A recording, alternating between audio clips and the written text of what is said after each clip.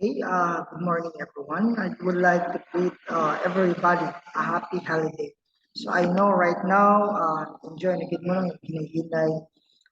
It's a long vacation, no? We have right after the weekend, so of course we'll be celebrating karon sa kalagkalag. Allow me no, to excuse this video because I know could you tap us now? I would hope that this could help you a lot, no? So that we can be able to cover up for those lessons we wanted to discuss last time. Um, this discussion that I prepared right now is para ni sa inyo, no? Atong discussion about sa continuation sa Western concept starting from Aristotle. I believe I'm done discussing with Socrates and Plato, and right now, of course, we're going to settle with Aristotle. Okay, so share screen ninyo pa sa akong presentation. Okay, so this is it. I believe everybody know already because Aristotle is very well known. He's one of the brilliant philosopher during the ancient Greece period. So if the former believe, like Socrates believed that the real essence of the self is the soul, and Plato also believed that the soul is also very important. That makes this is even embrace the idea that it is also something importante kayo no sa tao. It's the real self of the person. So unlike the former, the two of them, Aristotle believed that also the true self is the soul. No? Though according to his idea, because it was becomes famous because of his idea in hylomorphism. So what does it mean to say hylomorphism? It is the combination of the body and the soul. But if we are going to extract his idea, it always give emphasis on the importance of the soul as the real self. Okay, and that particular matter or that soul is something that from time to time would separate from the body. Uh, just a short background. It is actually stated here that Aristotle is the most brilliant student of Plato. So right after Socrates have his student Plato, after he passed away, and Plato took over his position as the second brilliant thinker during the ancient Greece period. Na po estudyante si Plato no, who is Aristotle. Okay? So let's move on to the next slide. Next slide. Okay, let's proceed. I'm sorry. So, how did Aristotle actually come up with the idea that human person is just an animal that thinks? So he believed, no, to the theory of Aristotle, every being has souls. Every living being, no, this like mingutag mananap, mingutag kahoy, mingutag tao, no, they all have this what we call the living soul, and this enable Aristotle actually categorized them into three different souls, no? Three different souls as what you have observed there. Sa kahoy, tawag og vegetative soul. Sa animals, they call it one sensitive soul. And sa human is a rational soul.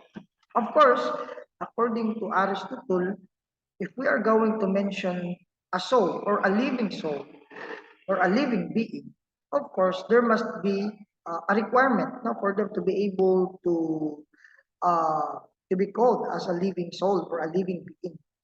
Number one is grow. No, that's what you can observe to my presentation. I grow here. No?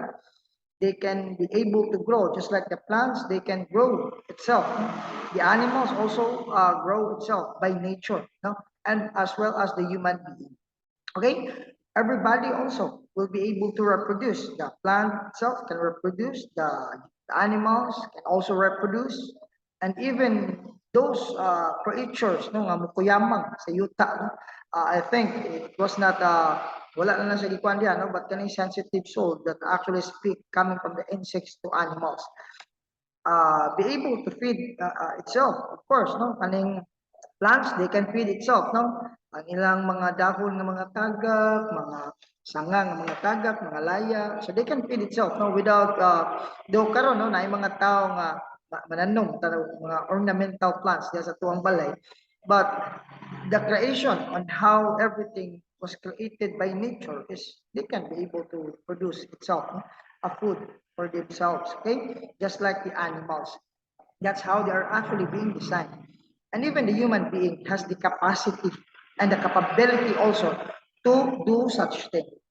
Now, what make the human being becomes rational, what make human being becomes special among any other creation is, of course, it has its intellect.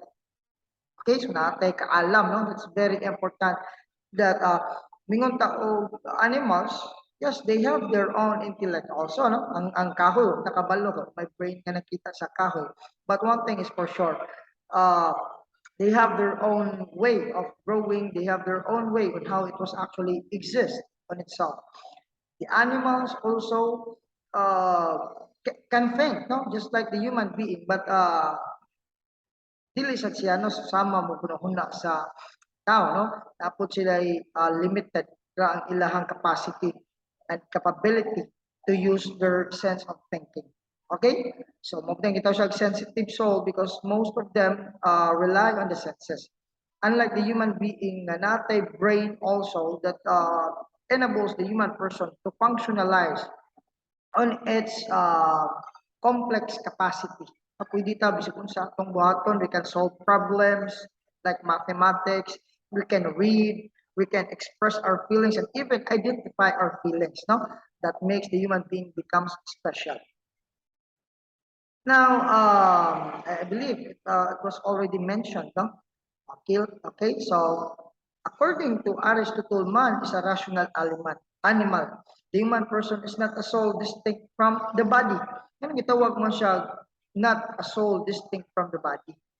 Of course, this would actually explain everything about hylomorphism. No? Yung na, the human person is a composite of body and soul, and that the two are bound together, no, inseparable from each other.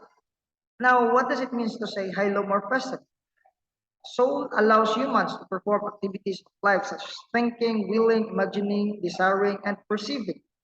Well, it is equivalent to form. What does it mean to say form? Of course, the body is the form of the soul.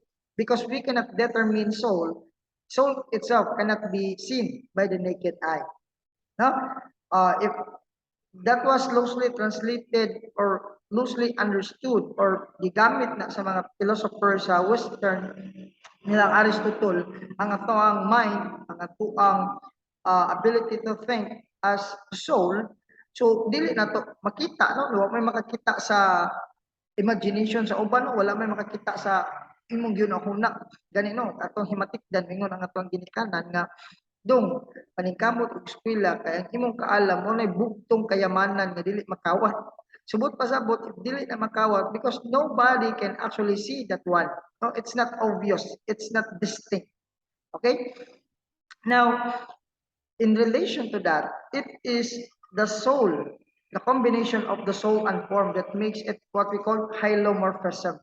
Now, the capacity of the human being to perform because there is this soul that animates the body and it dictates the body, directs the body on what to do, what to perform, how to say something, how to express feelings, how to do everything in a complex way. Okay? Aristotle interprets the true self of human as the soul that animates the body. The body is as important as the soul as it serves matter to the soul. So according to Aristotle, though he embraced that the real essence of the human being is the soul, uh, wala niya giwagtang, no? Wala niya kining gi-separate ang idea, wala niya gitangtang ang idea nga it is still very important for a soul to animate the body because without the body itself, the soul will be useless. The thinking, the capacity to think will be useless. Ano man, o walay lawas kung sa may makita nato sa tao. Makakita ba ta sa ilahang gibati? Maka-perform ba ta sa atuang Buhaton? Of course, no, no. The soul itself cannot stare a coffee for itself. No, the soul cannot actually solve mathematical problems on itself without body. Okay, so that's how important it is. I think that's the simple, explanation about Aristotle. I hope you learned something. Thank you so much, and have a great day, everyone.